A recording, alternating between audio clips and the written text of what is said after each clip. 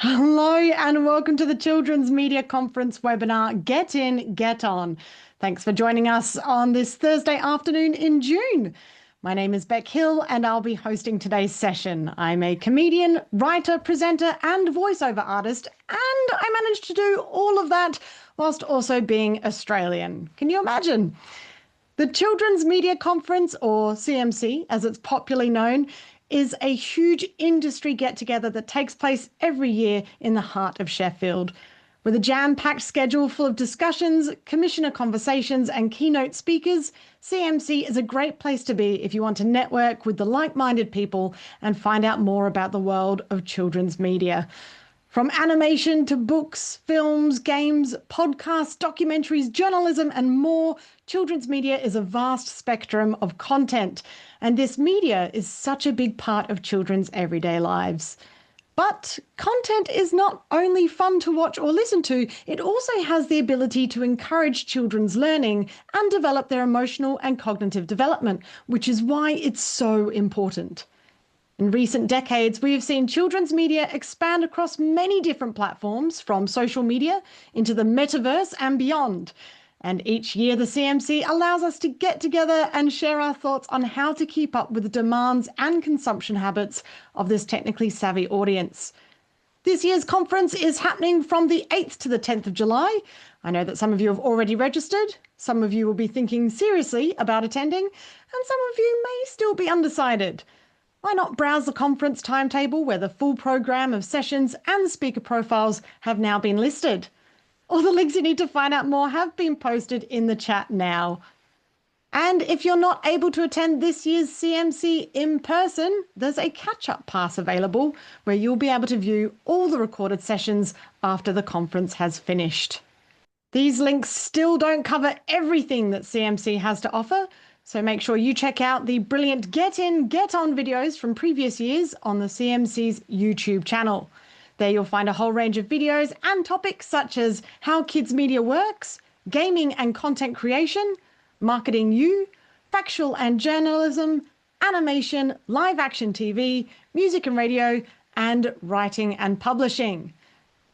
Now, if you're looking for advice on how to climb the ladder, how to advance your interview skills, or perhaps simply just practical ways to refresh your CV and update your LinkedIn profile, then this session is for you. There are so many companies who specialise in kids content right across the UK. For example, Jollywise, Doc Harts, Warner Brothers Discovery, Paramount and more. We'll be hearing from some of those companies shortly, so stay tuned. Whether you're looking for your next creative role, such as an animator, a director, a presenter, a writer, or maybe you're more interested in production roles, like a coordinator or a production manager, stick around because our top-class industry experts are going to talk about how you can make your individuality stand out and how best to prepare for the workplace. If you have any questions throughout the session, use the Q&A button and we'll do our best to answer them all in the live Q&A during the last 20 minutes or so of this webinar. Right, we have gathered some top tips from some very experienced experts in the industry. Shall we make a start? All right, let's do it. The first one is a terrible cliche, but it's true. Do what you love. And if you can't immediately do the thing you love, or you don't know what it is that you love, or if the thing that you might love hasn't found you yet, be flexible. Be open to change, open to different and unexpected opportunities that come your way. Sometimes you have to go sideways or backwards to go forwards. You should play all the strings in your bow.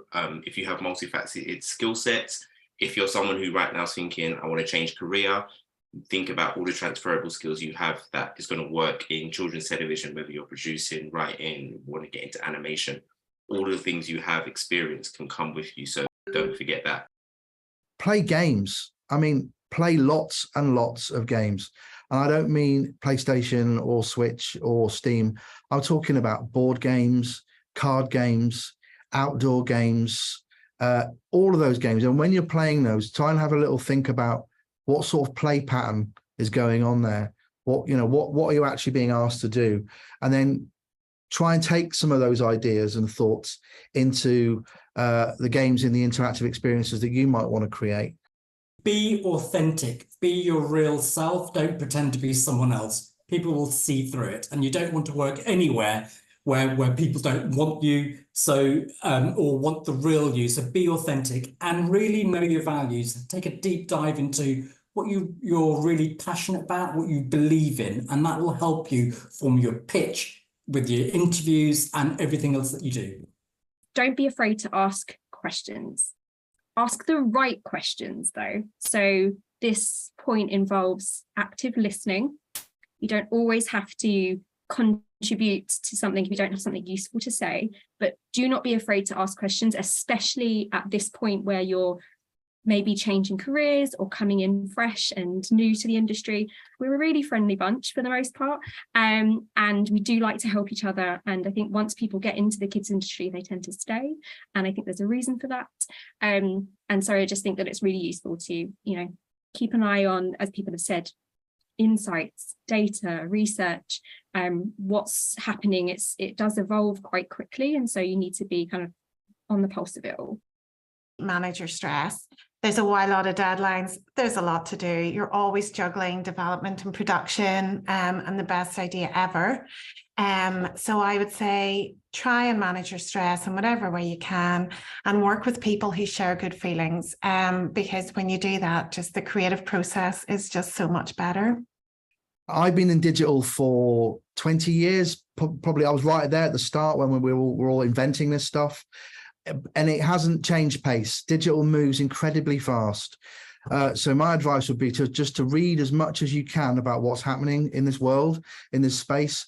Subscribe to as many newsletters as you possibly can, and read everything that you can. Become a bit of a polymath if digital is what you want to get into, because I guarantee when you start reading this kind of stuff, you're able to start to connect the dots. And those dots are the solutions that clients quite often aren't thinking about or haven't heard about. Imposter syndrome is a really big thing in the media industry, right across the board.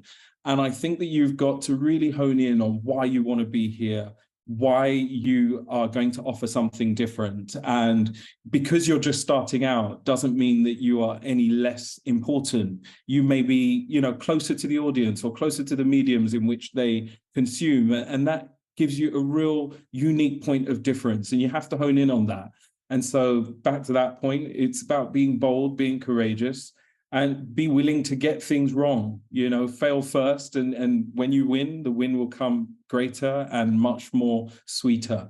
So have a fantastic rest of your afternoon. I hope that was useful. I loved that advice. Asking the right questions is so important. My common go-tos are, what's the Wi-Fi password? Are those sandwiches free? And where is the nearest reasonable toilet? Thanks again to Jackie, Ashley, John, Zia, Grania, Andy, and Wade. And Wade is now going to share some more advice on how to build your personal brand, how to get the most out of networking, and how to use LinkedIn.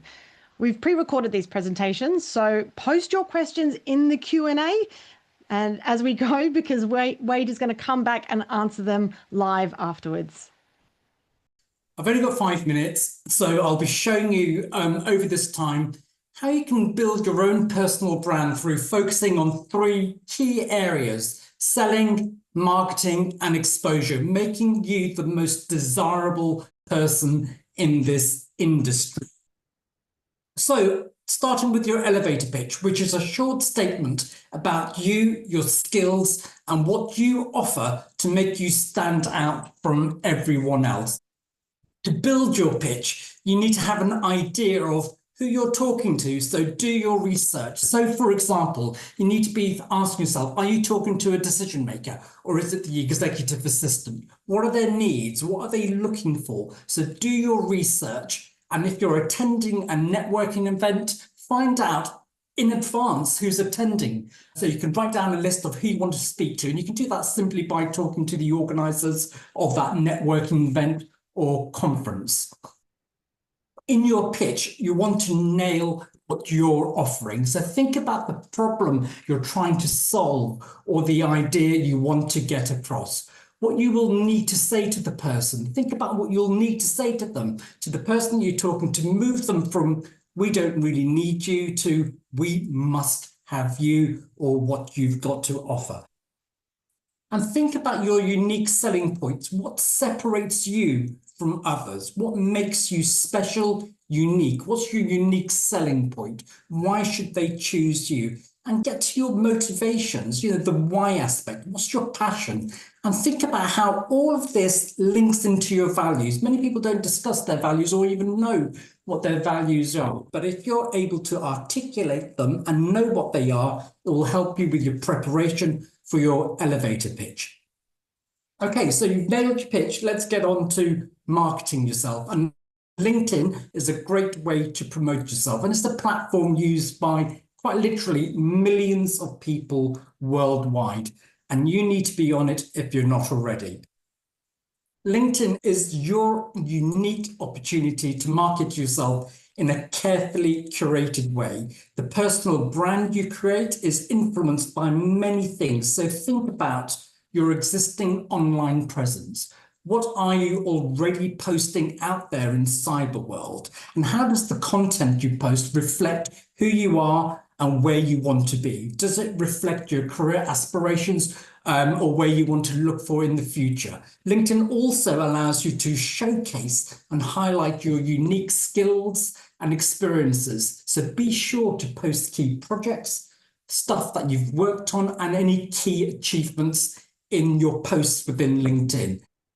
So 6 quick things to create in your profile, to make sure you have in your profile. A headshot, make sure it's clear and looks professional. So no photos of you in the pub or on the beach or in your bikini. Create a compelling short headline which should summarize your experience and your goals, and create a summary of your career journey to date. Keep it engaging and think about how your past experiences have shaped who you are today. Creating a skills section is really useful as well, where you identify your core strengths, your key talents, and your areas of expertise. And use keywords. This is important within LinkedIn because recruiters do use LinkedIn and search for people using those keywords. So ensure your profile is full of the words you think people will be searching for. So for example, I work in people development. So my LinkedIn profile is full of some of the following keywords: transformation, change management, people development, training delivery, stakeholder management. And these are the words that recruiters that work in my sector will search for to find people. And also create that online presence. And you can do that in multiple ways. LinkedIn is something that you need to be engaged with on a regular basis to build visibility amongst those millions of people online and to raise your profile. So share content or updates relating to your career goals, whether it be a show reel or an article or something that you participated in, but stay away from sensitive or political subjects because it will stay online forever and you don't know who will be looking at it later on down the line. Finally, getting to exposure, which is about getting yourself out there in the broader, wide world, looking for those opportunities to get yourself known by the decision makers out there through networking events.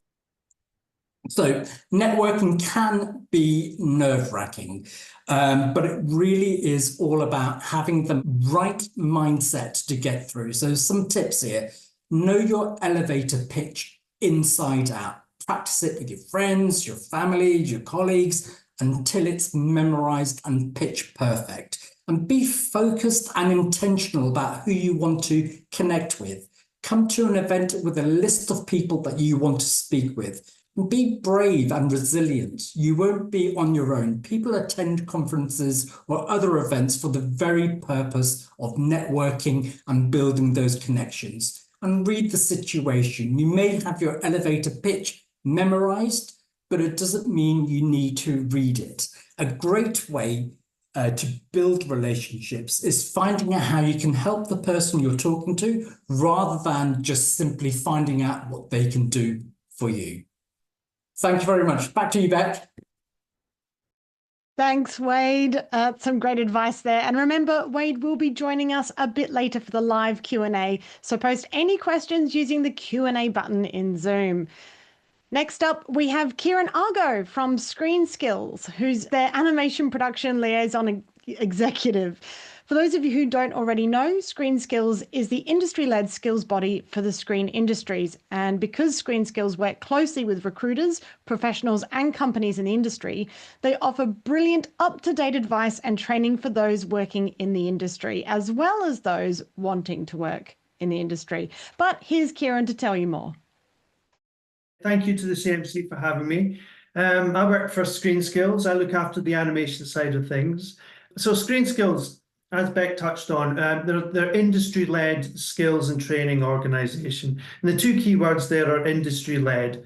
We listen to the industry. In my case, it's the animation industry, and we try and identify and address shortages.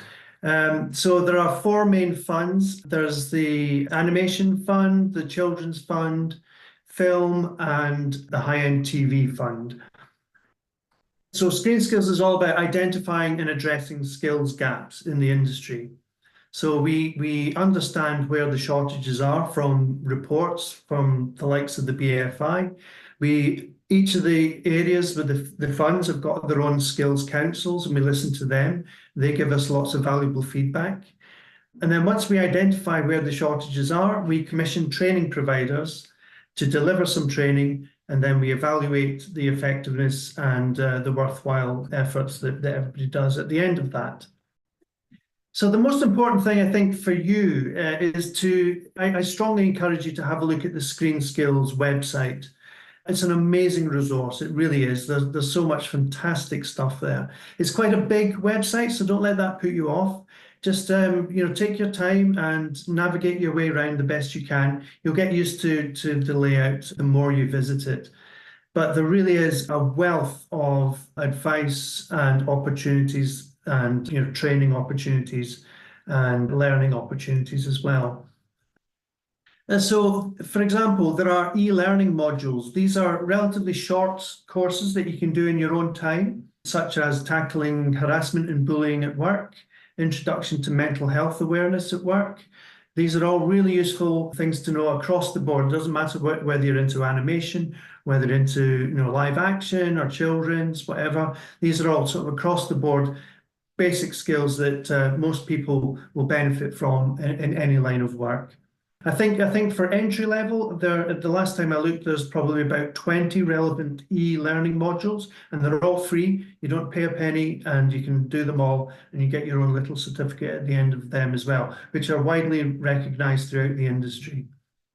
One of the great entry e-learning modules is getting into the screen industries. This is a suite of 5 short modules and give you a really good sound basis to work upon. So I strongly advise you to have a look at that one if you do want to dive into some of the e-learning modules. We also offer you, there's a range of career maps. So there's VFX, animation, unscripted TV, film and TV drama, and we have an animation career map. And this goes through all the various jobs within the animation world that might interest you. And on the flip side of the career map, you can download it from the website as a PDF. It's a 2-sheet PDF. On the second sheet, there's a lot more text associated with each of the job roles that you see on the first page. So we also have a jobs board. Lots of companies put up any new job opportunities.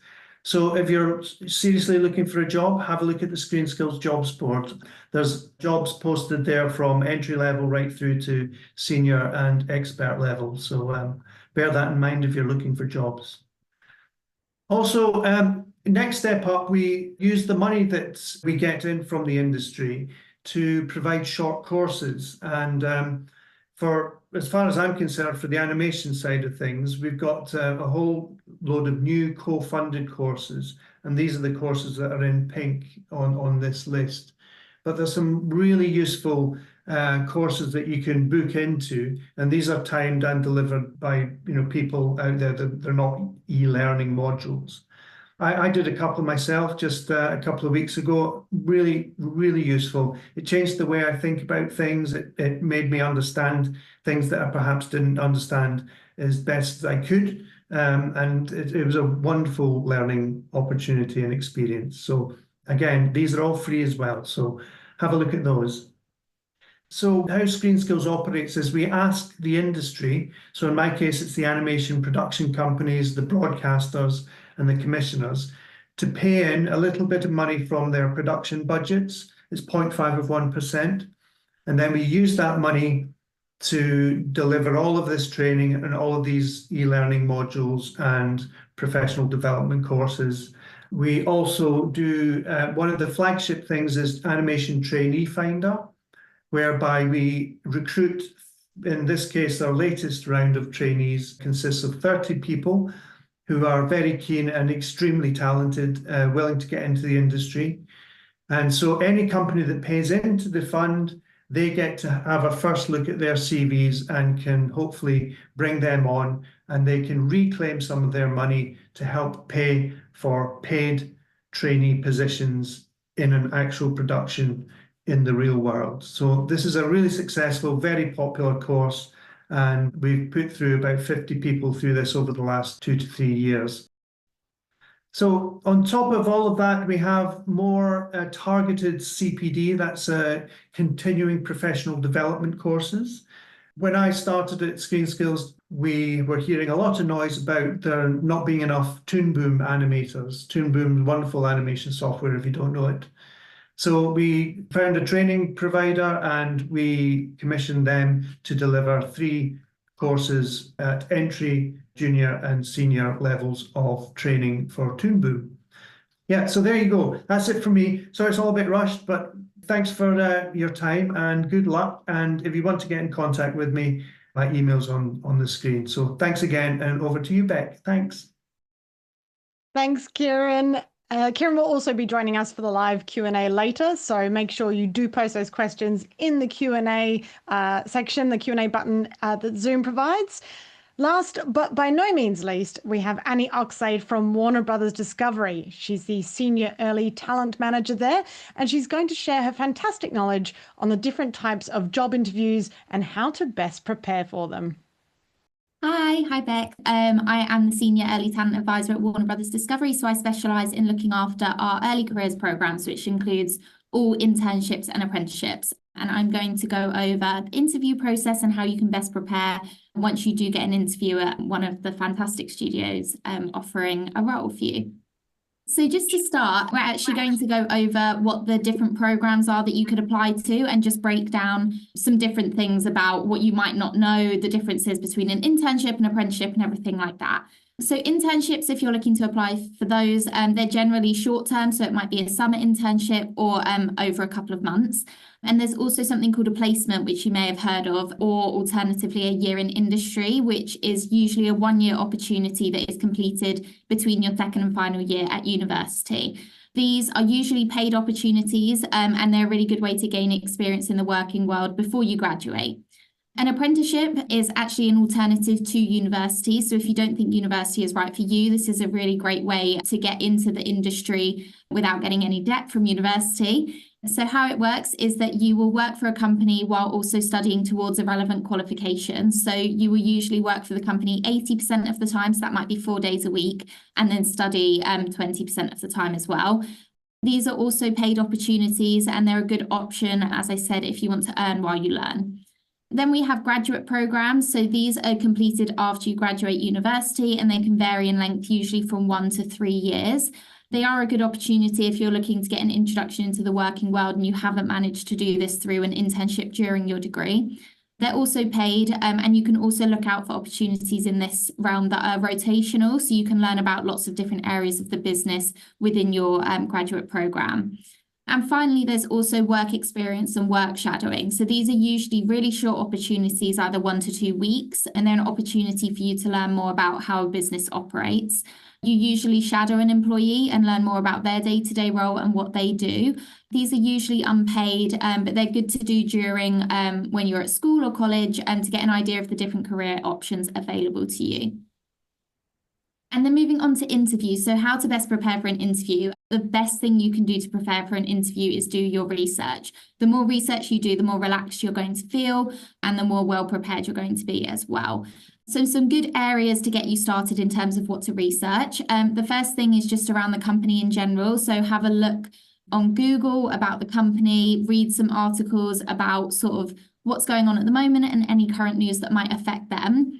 Look at upcoming events and announcements. So for example, at Warner Brothers Discovery, we have a lot of films and TV shows coming out. So look at what's coming up, and those sorts of things are projects that you could be working on if you were to be successful. Looking at the job description is also really important. So make sure to reread the job description for the role that you have applied to and prepare to answer questions that are related to this.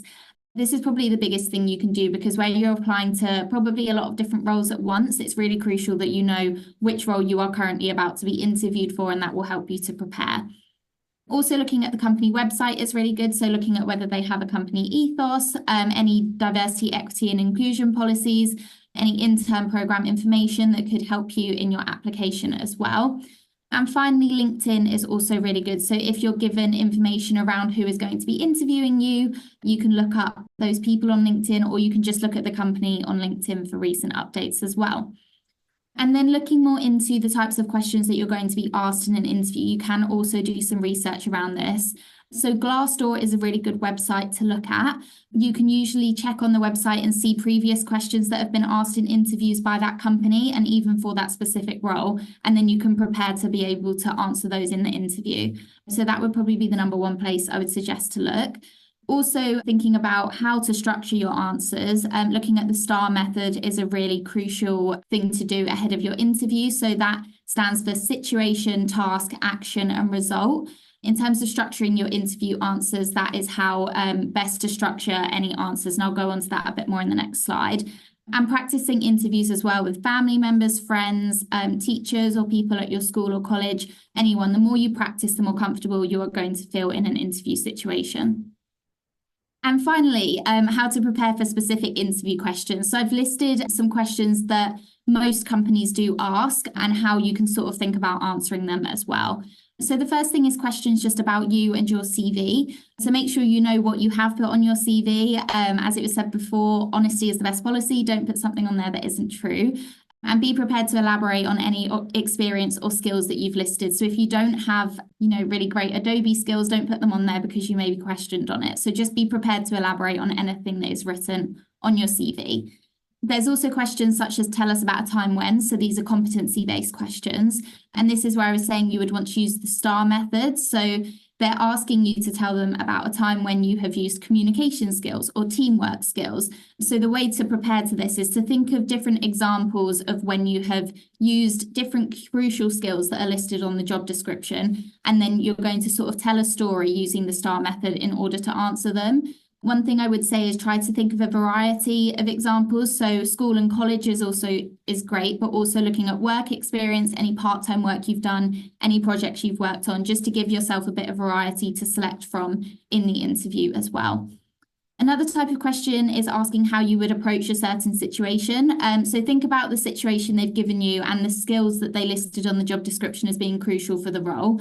A lot of the time, what they're looking for you to do is to prioritize communication. So if they're saying that in your role, there's been a problem and someone has come up to you, what do you do? The first thing you can always say if you're not sure is you would ask your manager for help, because they're really looking for someone who is going to be able to ask for help when it's needed as well. So if all else fails, that is the best route to go down. And just use your best judgment as well. They're more looking to see your process for tackling situations as opposed to getting the right answer. So if you're not sure, just talk them through your process and how you're thinking through the problem. And finally, the question that is asked at the end of every interview is, do you have any questions for us? This can be a really crucial part of the interview. So make sure that you come prepared with a lot of different questions, because they may answer some throughout the interview as well. But some examples of what you can ask: can you tell me about some of the projects I might get to work on in this role? Asking the managers or the team what their favourite part of the role is, or their favourite project that they've worked on too. And you can also say you read about something in the job description and you wanted to learn a little bit more about them. So asking them to tell you a bit more about that, just to show that you've done the research as well. But yeah, I think that's a whistle-stop tour to preparing for interviews. Thank you so much, Annie. Yeah, I think that's fantastic advice, especially the bit about asking questions. Speaking of which, we are about to go into the Q&A, so make sure you do use that Q&A option that Zoom provides. And in the meantime, let's welcome back Wade, Kieran, and Annie. There we go. Yay, the joys of the internet. We made it, guys. All right. Now I'm going to first, we've got quite a few questions, but I'm going to ask one to all of you before I step into some of the others we've got. Going back however many years, what's one piece of advice you wish someone had given you when you were starting in the industry? Anyone want to jump in? Yeah, I will, Beck. That's a really interesting one, and I think for me it would have been to be a little bit more brave, and to take a risk and to challenge yourself in that, because I think bravery is really important, particularly in the industry, broadcast industry, because sometimes you can feel quite intimidated. And one of the previous clips you had was someone talking about imposter syndrome, and that's something everyone suffers from. So I think just having confidence in your own abilities and that bravery as well to take that next step, to take that risk, to speak to that person, particularly at the conference that people will be attending very shortly in July, to kind of just take a leap of faith and believe in yourself. Thanks, Wade. That's a great answer as well. I appreciate that. Annie, Kieran? Yeah, I'll chip in. I think always strive to understand the bigger picture of the project that you're involved in. Don't just stay in your lane. It's always good to obviously focus in and concentrate on the work that you're being paid to do. But it's always really useful to get a big picture as to how you fit into the overall project. Try and get an understanding of how it all works, and that's by talking to your colleagues, asking good questions, trying to understand what other people's roles are and how much your contribution is so valuable to the overall success of the project. Because I think communication is absolutely key, because no matter what project you're working on, it's a collaborative project. You work with people all the time and you understand how it all works through what you do. And if you forget to tell somebody something, you might not think it's important to yourself, but by understanding how important your role is, you then appreciate just how important you are as a player in this overall project. I might not have explained that too well, but it's all about communication and basically being trying to understand the whole thing as best you can. I think you explained that really well, Kieran. I think it's really important to know that you are a contributor to something, and it shows that you have an investment in the project and an interest, and therefore everyone's going to get more out of it. Annie, those are two great answers. I don't know if you can top it. No, I definitely can't. No, I would just say like grabbing every opportunity that comes your way as well. So like, for example, at Warner Brothers Discovery, we have business resource groups. So they're sort of groups of employees that come together and you can learn about shared experiences, but it's also a really good opportunity to network and to practice that networking element that you can take into other events and things. So I think, yeah, just grabbing every opportunity, saying yes to everything and putting your hand up for projects, even if you might not think that they seem interesting or they might not seem relevant to your role, they're always going to give you sort of, like Kieran said, like a lot of context to the business, which will help you in the future in like understanding different roles and everything like that. That actually leads really nicely into one of the other questions we got, which was how did you continue to learn and grow once you were in the industry? So once you get in there, was there anything that you found that helped you sort of get up to the next level, so to speak? Yeah, I think that continuous learning is really important. So not only putting your hand up for projects, like I always put my hand up for projects in the wider team. So even though I work in early talent specifically, like I help out with other recruitment activities, like things like updating our careers website and things like that, just to get an understanding of those roles. And also just like continuously learning with different courses and things like that you can do on LinkedIn, or your company's sort of learning portal as well is really important, just to sort of build on the skills that you've already got as well. Fantastic. And Kieran, did you have any? Yeah, I think another way to continue to learn and grow would be to network as much as you can. never think never rest on what you know. Always believe that there's more to be understood. There's more to learn. There's always more to learn. Every day is a learning day, as they say. And I think networking at events, festivals and events are always really useful, such as the CMC. It's one of the best events in the country to get involved in, because you learn so much more about the overall industry. You learn about new developments, some of the main problems that the industry is facing, and you learn and you speak to people about how we can come together and try and address those problems and how to improve things. Because the whole industry is always changing, it's always developing, it's always learning. So everybody learns the more we talk, and it's a very organic way of understanding how it all works. And Wade, did you have anything to add there as well about how you were able to grow and learn once you joined the industry? Yeah, I mean, the broadcast landscape is quite complex. What I did was, and I was brand new to me as well, is finding a mentor, someone within the organization, a peer, a leader that can help guide you on your way through the broadcast media landscape, and finding someone that has your back, that will give you the advice and the support that you need, that you can tap on the shoulder when you do need that extra support, and that will answer those questions that perhaps you might be too shy to ask your own boss or someone else that you work with. So finding a mentor, I would say, is quite an important step within any industry, not just broadcast. Yeah, and that's probably something worth bearing in mind as people are heading to the conference as well. Networking is great for finding folks like that who might be willing to help out. We've had a couple of very similar questions. One person wanting to know what advice you have, and I'll put this for all of you as well, what advice you have for people looking to get into the children's media industry as someone with experience from outside the industry. And another person just wondering, how open are employers to hiring more senior people to junior roles because they're doing a career change or something like that? Any advice for people who aren't coming in fresh from the start but might have experience elsewhere that they can bring something new to the game?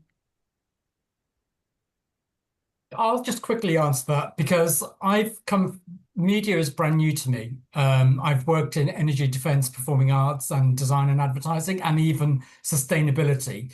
So media and broadcast was brand new. The way I managed to get into the industry and actually took a step down, so answering the second question as well, was by firstly recognizing my own transferable skills.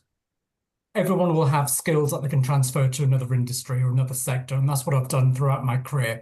Secondly, is really building a case for yourself as to why you want to move and transition to a different sector or a different industry, and being really super clear as to why you want to move to broadcast or media, and what the rationale is behind that. And thirdly, being really clear as to why you want to work for a particular company, and understanding that, whether it's when I was talking in the video clip before, I talked a lot about values. And I think if you understand your values and that connection you have, it does help with pinpointing how you can transition from one sector to another. That's a great answer, Wade. And actually, Kieran, I was going to ask if screen skills, obviously there's a lot of different modules and things people can do. Is there anything else that can be offered for people in a similar position? Well, in terms of, I don't think there's anything specifically. I need to refresh my mind, but I advise everybody to go and look at what's available. But in terms of interviewing, I believe the industry is very much about it's a meritocratic. It's the right people for the right job. That's what everybody is trying to strive and achieve. I haven't got much more to add to what Wade said. I think that answer was pretty comprehensive. But yeah, have a look. But in terms of transitioning, whether you're taking a step down as you see it, or a step across. There's a lot of people, there's so many freelancers out there. Everybody sometimes is faced with that position some point in their life. So, it's I think plenty of organizations are very welcome to people who are maybe more experienced in one area and looking to come across into a different area. So, yeah. Thanks, Kieran. And Annie, any advice from Warner Brothers Discovery?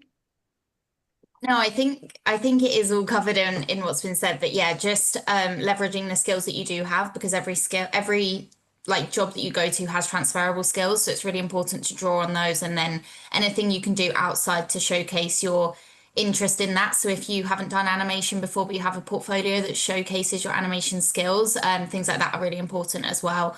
When transferring, to show that you're not just doing it on a whim, like it's something you've really been thinking about and you've been doing outside of your current job, to sort of showcase that passion. Thank you so much. Yeah, this is fantastic. I really appreciate all your answers. I'll leave this one open to anyone who feels that they might strongly know the answer to it. Someone has asked, how early in your project, i.e. developing your own IP, can you be before attending the conference? Personally, I would say that nothing should hold you back from attending the conference.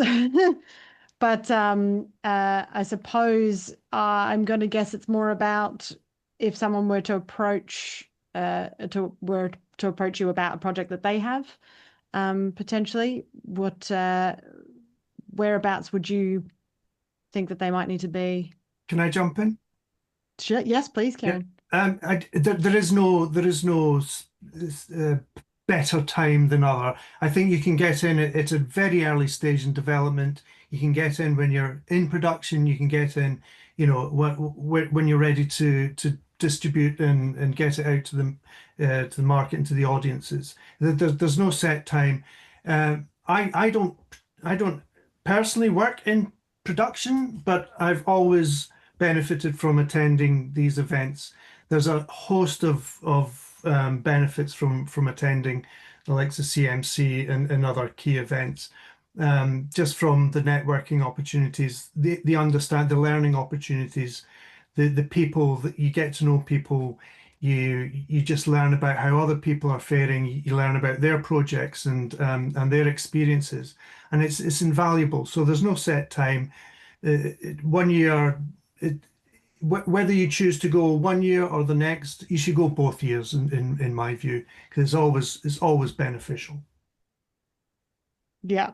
And I've got to agree with that as well. And in fact, I'll just quickly say, because someone was saying they're a consumer product design professional who pivoted into the animation industry. They're interested in helping character IP owners in licensing and making sustainable products that reflect the values of the brand. They specialize in working in collaboration with artists and helping them see the commercial angles. Is CMC for me? They've said, yes, that's just what I'm going to say. I don't know if we need to elaborate any further, but I feel like the strong answer is yes. There's definitely going to be people attending who are interested in that, unless any of you think otherwise. We did have some good questions as well. Can you get into the industry by pitching yourself and reaching out cold, or are you actually annoying busy people by not applying to advertise roles? This one I think is good because, Wade, you talked about taking risks. Where does this sit on the risk scale?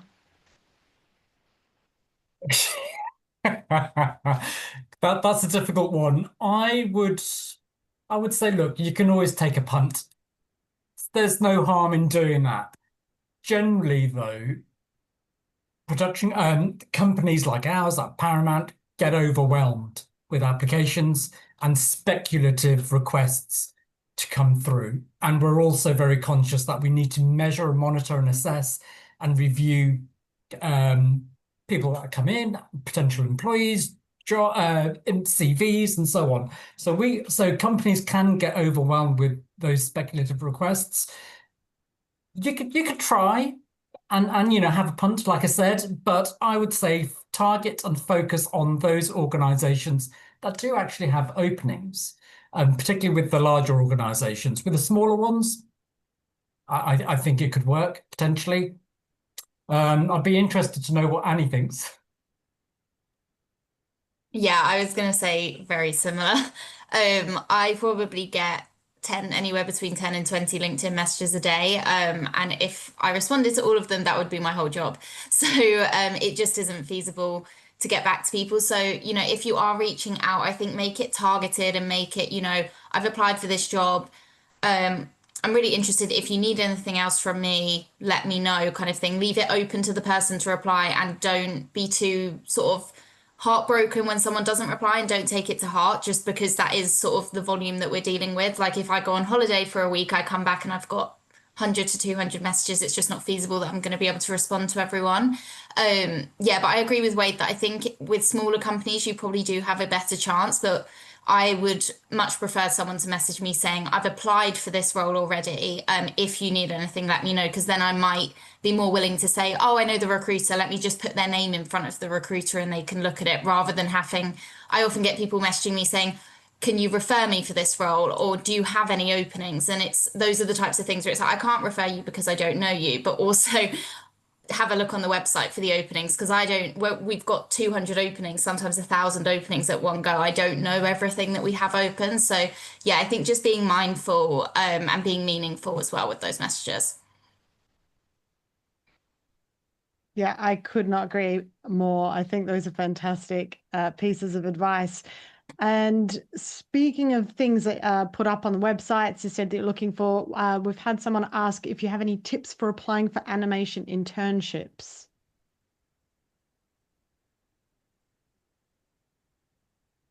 I can take that one. We don't have I don't recruit for a ton of animation internships, to be transparent, but in terms of the internships themselves, I do recruit for a lot of interns. The one thing that we have had with animation roles before is that a portfolio is a necessity. Making sure that it's really clear on the systems that you've used is something that is companies are always going to be looking for, that you've sort of used systems that they're going to be marrying up to use. If you're not sure, checking the job description for what those systems are, because they will be listed in there somewhere. And then making sure that your portfolio is sort of really telling a story as to what you want it to say about your work, like utilizing real work examples if you can, but if you can't, making sure that it's, maybe if you're applying to animation and film company, like the work is film related. It's not just something that's completely like not relevant. And also, this might sound really silly to a lot of people, but please make sure that the link works externally, because the amount of times I've opened a CV and tried to open someone's link and I've needed to request access, or I've just not had permissions to open it, and we don't have time to reach out to all the candidates. So just literally send it to a friend and make sure they can open it. It might sound like a silly piece of advice, but hopefully it helps someone. Great answer. Thank you, Annie. And this next question is a little bit similar, but someone wants to know what you look for when you're hiring or mentoring new talent. I'm going to go a step further and say, have any of you ever either worked with someone who's new or interviewed someone who's new, where you've just gone, yeah, like what was it that made them stand apart from other people? What was it that sort of made them sparkle to you? Oh, that's again another hard one, because I'm always generally cautious when that feeling happens, because you've got to be mindful of your own bias, that they look like you or sound like you have come from the same school or place as you.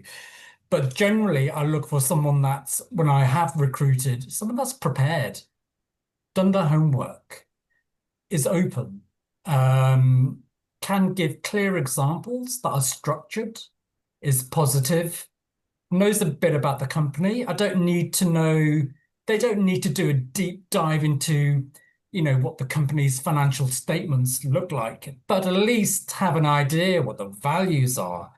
And you can see the connection between them and the organization. And that's what will then turn that candidate from a maybe to a, yeah, I think you would work here and do well here. That's a great answer. Yeah. And I'm going to add to that as well from my own experience working kids TV.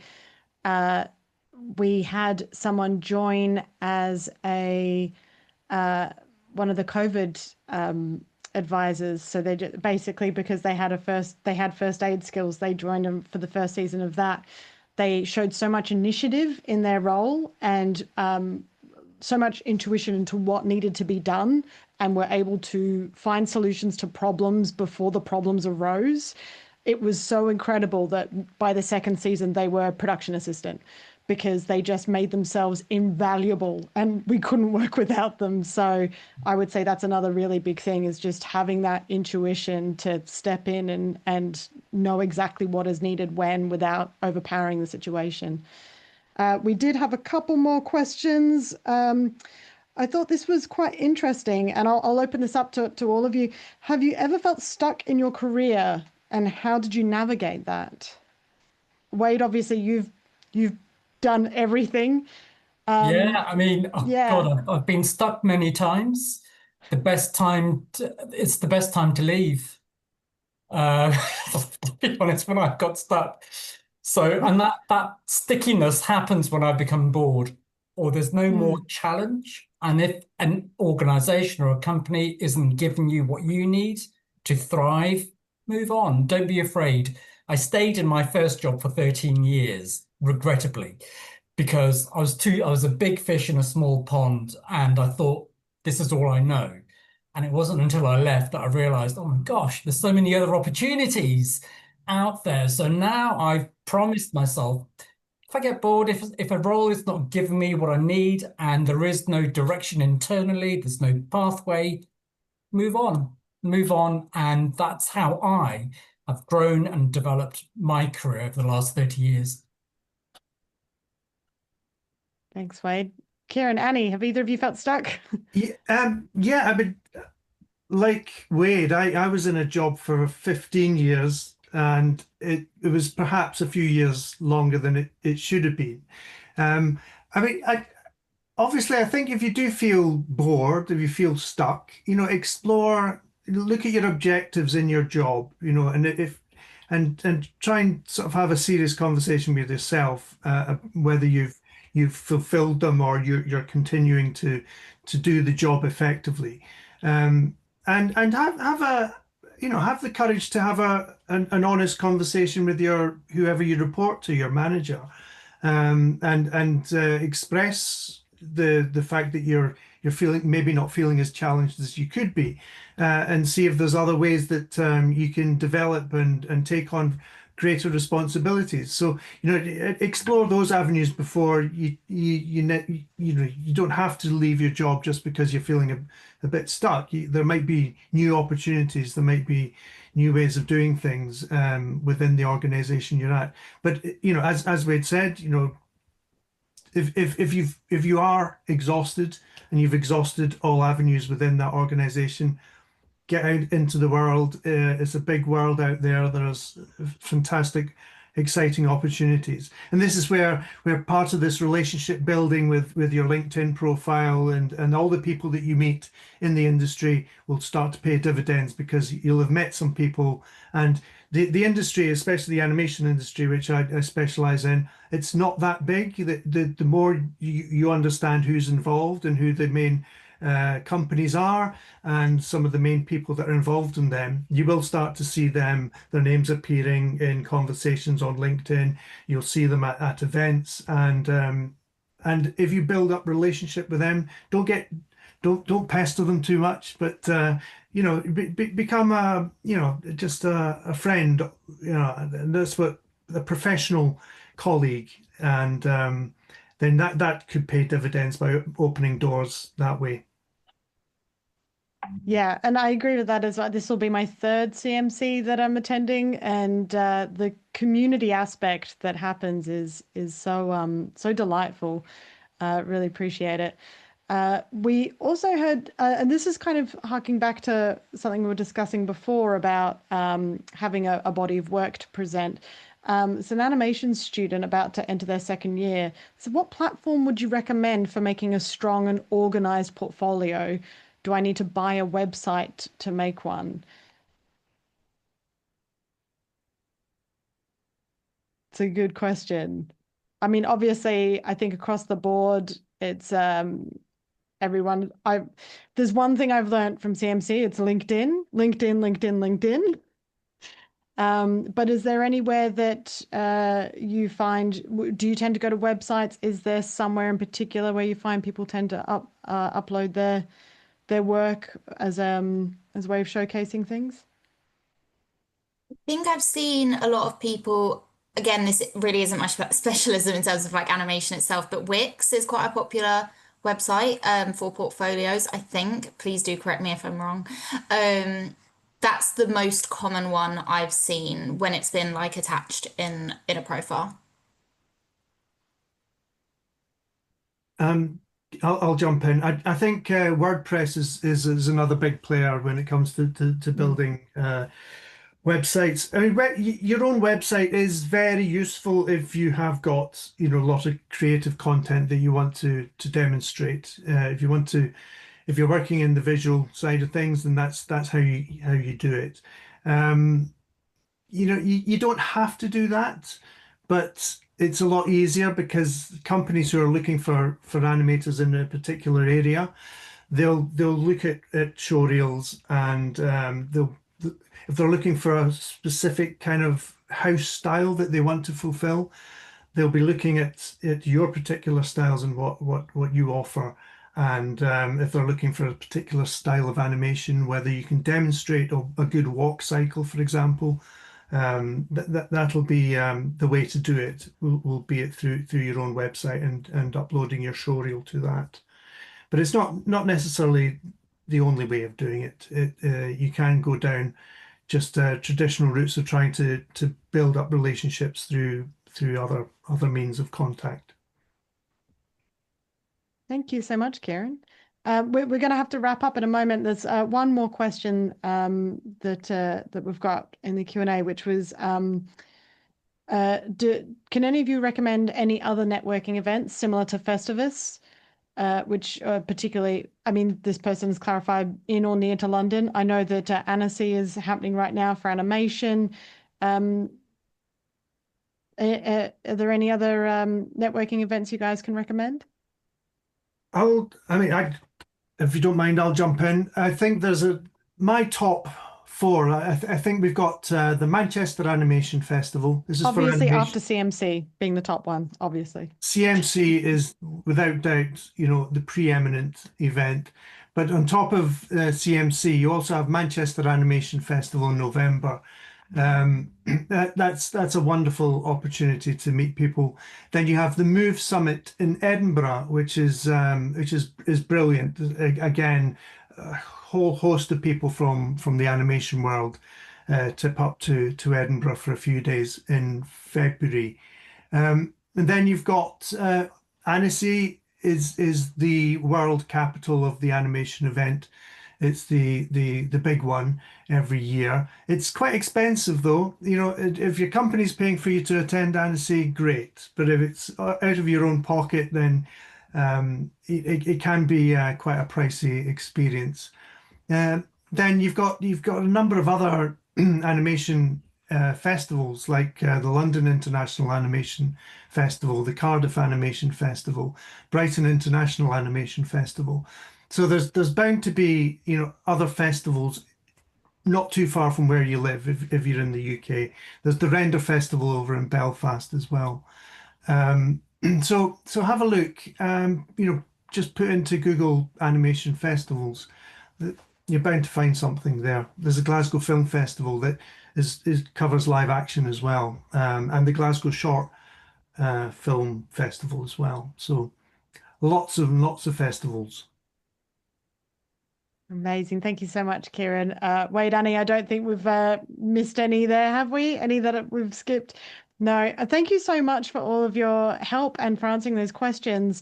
There were several questions we didn't get round to. I apologize. We did run out of time. But for anyone else who was sort of asking similar questions of, is CMC right for me? As someone who's been several years in a row and does all sorts of things, I would say yes. If anything, it's really important to have those networking opportunities because they will help you find ways into whatever it is you're wanting to do. If at the very least it's people who are doing what you want to do and you can ask questions about how they got into that. I'm a very big fan of it, as you might be able to tell. That's why I'm here. So yeah, obviously, if you've got any other questions, there will be ways to get in touch. Now, I hope that does answer most of your questions, though. The information from the presentations earlier hopefully will help you out and feel more confident to get in and get on in the children's media industry. Now, as many of our speakers have mentioned, it is important to stay focused and resilient and to prepare and research when applying for roles. So we hope this session has been insightful, but remember, CMC does have a lot more to offer. The registration link for this year's conference is in the chat. Again, just to be sure to check out the videos on YouTube as well. We've also posted a link in the chat to a fact sheet with links to the videos we mentioned, the speaker top tips, links to industry websites and organizations where you can get more information on training, bursaries, and where to apply, a job sheet list that might help you identify the jobs you're interested in. This session has also been recorded, so look out for it on the CMC YouTube channel if you want to watch it again. And thanks to all of the experts for their time and advice. It's invaluable to hear from you all. Thanks to Darren and the production team at CMC for working their magic for this session and helping it run so smoothly. And thanks to you for joining this session. Enjoy all the CMC has to offer. It's been a pleasure to be your host. Make sure you come say hi to me at CMC if you're coming along. And I'm wishing you the best of luck throughout your careers. See you soon. Bye.